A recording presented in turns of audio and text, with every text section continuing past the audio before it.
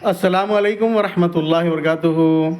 الحمد للہ وحدہ والصلاۃ والسلام علی من لا نبی بعدہ وعلی آلہ وصحبہ اجمعین، اما بعد فاعوذ باللہ من الشیطان الرجیم، بسم اللہ الرحمن الرحیم۔ رب اشرح لی صدری ویسر لی امری واحلل عقدۃ من لسانی یفقہوا قولی۔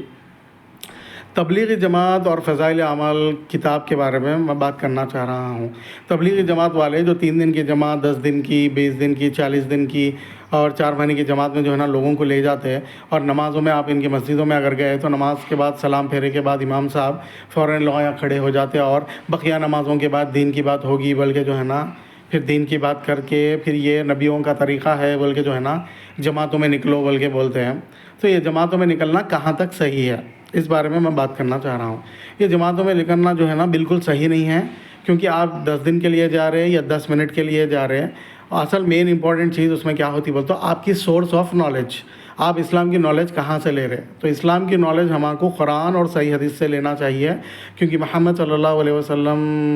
فرمائے، میں تمہارے درمیان 2 چیزیں چھوڑے جا رہا ہوں،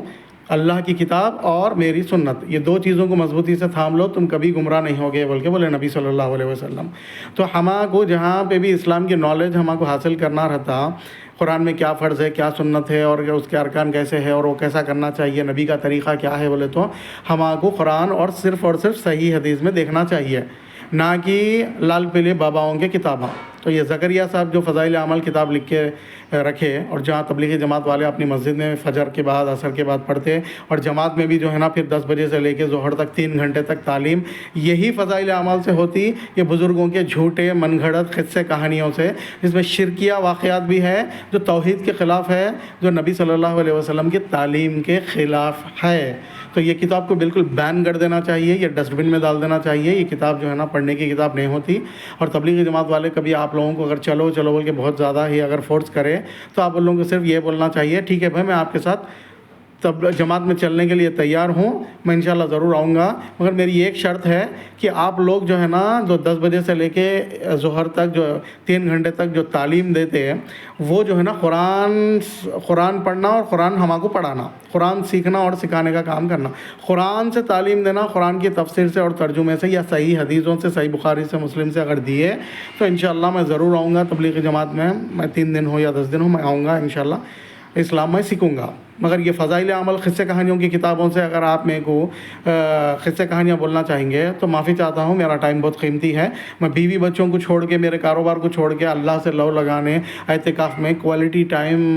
جب آ رہا ہوں، میں وہ کوالٹی ٹائم قرآن اور صحیح حدیث پڑھنے میں صرف کرنا چاہتا ہوں، نہ کہ زکریہ صاحب کے شرکیہ قصے کہانیاں باباؤں کے اور بزرگوں کے کرامات پڑھنے میں نہیں آ رہا ہوں۔ اور میرے پاس اتنا فضول فالتو ٹائم نہیں ہے جو میں جو ہے نا اپنے بیوی بچوں کو چھوڑ کے، اپنے کاروبار چھوڑ کے یہ باباؤں کی کتابیں پڑھنے کے واسطے میں یہ کروں بول کے۔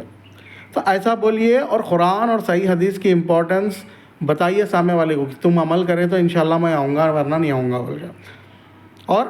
اپنے گھر میں بھی یہ کتاب اگر آپ پڑھ رہے تو یہ کتاب کو جو ہے نا ڈسٹ بن میں ڈالیے، اور قرآن کا ترجمہ پڑھیے اور تفسیر پڑھیے، اور اپنے بیوی بچوں کو یہی پڑھائیے، اور گھر میں وہ لوگوں کو یہی پڑھو بول کے بولیے، اور صحیح بخاری، صحیح مسلم اور صحیح حدیثاں گھر میں رکھیے، خرید کے لائیے، وہی پڑھیے، بیوی کو بھی وہی پڑھو بولیے، بچوں کو بھی وہی پڑھائیے، تاکہ صحیح عقیدہ معلوم ہو، اور صحیح بخاری، صحیح مسلم، صحیح حدیثوں کے ذریعے ہمارے کو صحیح نماز ہم پڑھ سکے، جو دن میں 5 وقت نماز پڑھنا ہے ہمارے کو، وہ نبی صلی اللہ علیہ وسلم کا صحیح طریقہ صحیح بخاری، صحیح مسلم میں ہے،